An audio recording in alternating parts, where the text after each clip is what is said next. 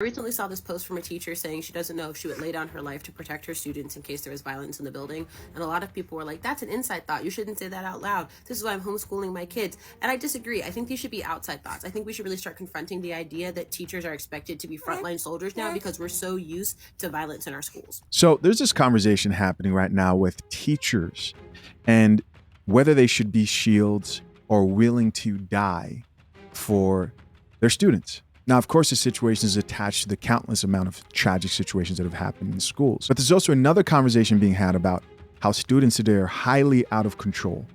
And the teachers can't discipline the students, but they're expected to lay down their lives for these children who they cannot discipline. More on that later. Let's keep listening. Drink the coffee, it'll make you feel better. Because she was like, I love my students, I love my job, but I have a baby to get back home to, and I don't know if I would want to make that sacrifice. And people wholeheartedly expected her to make that sacrifice, or to at least not say that she doesn't want to out loud. But teachers aren't soldiers. They're not firefighters. They're not police officers. They have no business risking their lives so that they can do things like teach the ABCs or calculus. And the only reason that we can think otherwise, the only reason that we forget that teachers are people with their own complex lives outside of the classroom and expect them to risk their lives for any reason, is because we have become so used to violence in our schools. And I think more teachers need to point out the fact that they do want to make it home to their families and to their kids at the end of the day as well. And I think more teachers need to be able to say that that is a sacrifice that they don't want to think about making or feel pressured that they need to make without being, shunned or belittled or ostracized. Because all day long, these are the people who, for minimum wage or less,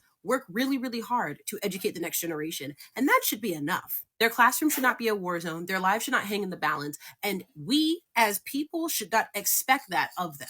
Because as the daughter of a teacher, I know with confidence my mom would lay down her life to protect her students. But that means I would lose my mom. And while she'd be a hero and I completely understand why she would do it, I'd be pretty angry that she had to. Because at the end of the day, my mom was a teacher, not a soldier. And we need to remember that. Okay, so that's good to know. At the beginning of this video, I actually thought that this woman was a teacher. And that's interesting, right? What did she say there? She said, I know without a doubt that my mother as a teacher would lay down her life for her students. But she's not okay or comfortable with that because she's not in her mom's shoes, right? She probably doesn't have the same passion for those children that her mother has, understandably so. So I can't correct little Billy Joe's attitude when he's cussing at me during my lesson. Or I can't call you to come and get your child from school when they've thrown a desk across the room at me. And you don't respond to anything until report cards come out to let you know that your child is failing. But you want me to take a bullet for your child? Put the methamphetamine down. So this lady's actually a teacher. You guys know I have a soft spot for teachers. I wasn't the best student. I think I gave some teachers a difficult time, but I have a handful of really impactful teachers that I really respected and looked up to because they believed in me. And I never forgot some of these teachers. So I can, from the outside looking in, try my best to understand where this teacher's coming from. I don't know what it's like to be a teacher and be worried about violence in the classroom from somebody who's trying to hurt everybody. So I can do my best to hear what she's saying there and understand as an outsider where this teacher is coming from. This is a sensitive subject and you probably are going to offend people no matter what way you choose to have this particular conversation. But when you really think about what's being said here, you can see a lot of parallels between what she's saying and what you hear a lot of people say about men protecting women out in the general public. And I'm not talking about they're necessarily the same thing as much as I'm approaching this from a perspective of responsibility without authority. You can't expect somebody to have responsibility to protect you without them having authority, or at least a degree of authority in your life. Then that means that someone can talk to you any type of way. Someone can curse you out. Someone can treat you any way they want to, or they can jump in front of traffic, right? They can put themselves in danger. And in the relationship of student and teacher, you have all these students who are disrespectful and they're not just talking back. These kids are threatening to put their hands on teachers. They're going to parents and trying to say, hey, your kid is a problem. And those parents are turning back and attacking those teachers.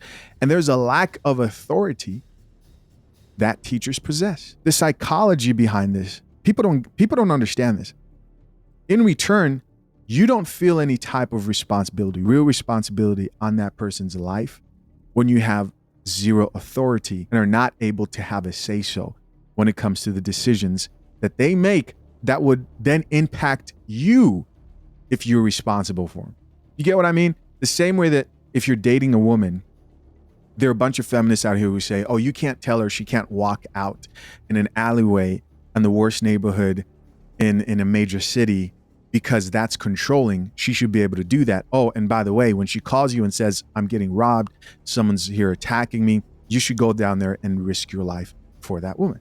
I believe there's like a parallel here when it comes to this situation. If you want teachers to have a need, a desire, because I believe teachers in the past probably felt a stronger responsibility because they could discipline the kids. In a way, it was sort of like, these are my children to an extent.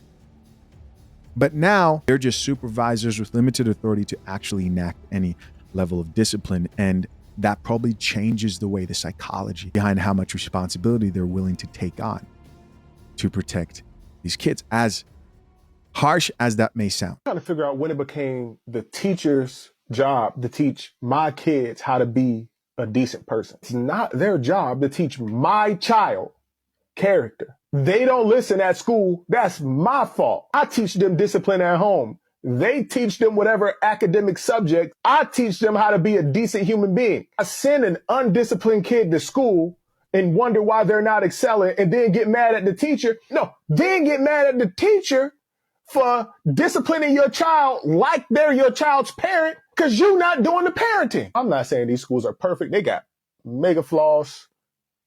I'm not even going to lie. But it's our job to raise our children, not the school. All right, there's that. I think we've got like actually a few more videos here. Here's a teacher who released a video recently I thought was interesting. It says, trigger warning, economic trauma. Our students won't be teachers because they see us, meaning they see how life ends up for teachers. Are there teachers out there that make decent money, really good money? Yes.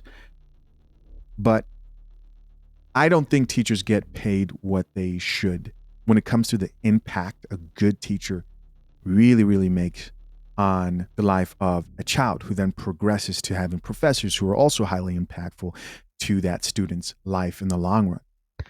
So I just heard myself say to a cashier, oh yeah, I went to that college. He saw it on my lanyard. I said, oh yeah, I went there, but like it really helped, And he was like, oh man, I'm in college right now. Should I drop out? And I just was being myself because I wasn't at school. I wasn't being a teacher. I wasn't being a mom. And I just said, well, I certainly wouldn't be a teacher if I was going to be anything. I said maybe like a plumber, an electrician, a doctor, a real estate agent. If I could go back in time, I would have just done real estate.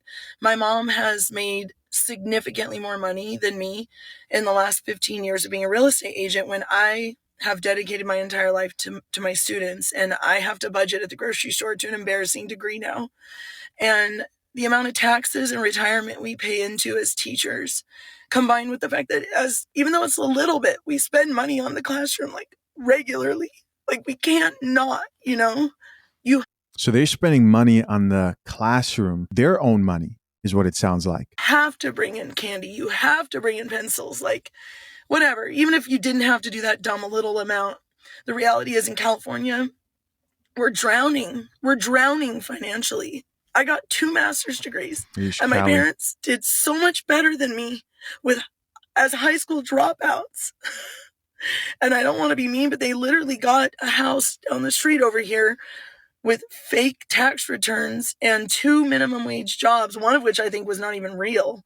And that house is worth like $850,000 now. And in order to get a little bit of help with my kids, I need to live within the area because the traffic's so bad now.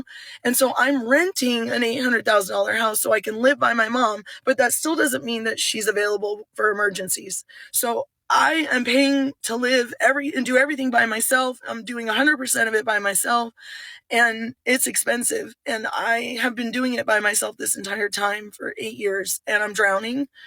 And I don't know how other teachers are doing it. And every month I'm like, God will provide, God will provide. And it's like, when is it going to get better? So, in conclusion, don't be a teacher. If you're going to be a teacher, make sure that your family is going to help you with a down payment on a house. Make sure that you're going to have a partner who's going to split the bills the entire time and not leave you. But no, I tell girls now, like, go into sales. Go into sales. I got a job offer for Eli Lilly because I waited on the reps in LA at my restaurant job. They offered me jobs over and over and over again, $100,000 to start, free Mercedes, expense account. You're perfect for it. And I turned them down because I wanted to, like, I cared about my morals. What? She was selling what? Do sales reps not have morals? I understand where she's coming from. I guess I don't know the company. I've worked some sales jobs where I've seen immoral things happening there. So I guess I'm just trying to figure out what she meant by that. Maybe they were selling something that she didn't believe in fully, and so she felt morally obligated, is what it sounds like, to her passion for teaching and her passion for students. Which, if she could do it all over again, it sounds like she would not take that pursuit. My morals have me looking for used bikes on OfferUp now for my children for Christmas.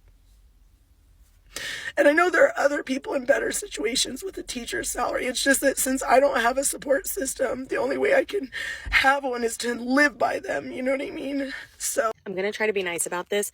Teachers did not sign up for this job expecting to be shot.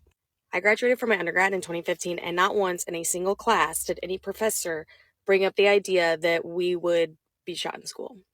So no, when you get into teaching, you do not expect to be a human shield for children. If I wanted to do that, I would have joined the military. If they want us to be human shields, then we should be getting hazard pay. We should be getting TRICARE benefits. We should be getting bulletproof vests. We should be getting all of the military National Guard gear that they get to protect themselves. So why don't we get that? I agree with that. And then also, if you're going to arm teachers, are we going to get a professional development on, like, how to use it? Who's funding that? Look at me. Y'all want me with a firearm in school? No, actually. I think any teacher would do what they can to protect their children in that situation. I do not think it is an expectation that we, like, are literally throwing ourselves in front of bullets. Like, I have 2 babies to get home to, and a husband and pets. Like, stop getting mad at teachers for wanting to keep themselves safe and go home at the end of the day. And instead, call your politician, tell them you want gun reform. And call your politician and tell them you want better funding for mental health services, because the funding for mental health services sucks. It's trash. Yeah, gun reform. Listen, that's, now that's a whole nother subject. Again, passionate. I won't get into that because I don't think I'm well versed enough to have that conversation. But when it comes to raising children, being a parent, I think there's something that needs to be done, because these students are still violent, they're still unruly, still out of control, even without the firearms. Real quick, do y'all realize that teachers are there to teach your children subjects in school and not as bulletproof vests or to act as the police? I keep hearing a conversation around a teacher who said that she would hesitate or she doesn't know if she'll protect her students in an emergency or something like that.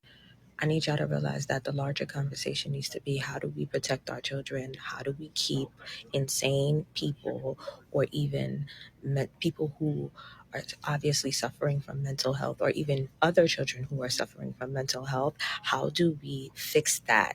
How do we protect our children needs to be the larger conversation. Because at the end of the day, teachers are not parents. They are not policemen. They are not there to act as bodyguards in security. And as a parent myself, I recognize that, again, teachers are there to teach. Listen, of course, I'm curious to know, what do you guys think? Very deep and highly complex topic here. If you're engaged or soon to be married and you are a man, head over to fathershaverights.com. Get free legal information on preparing yourself legally for marriage. We're talking about prenuptial agreements here. Consider joining Brew Brothers. Link pinned to the top of the comment section. Guys, I appreciate you. Till next time. Peace.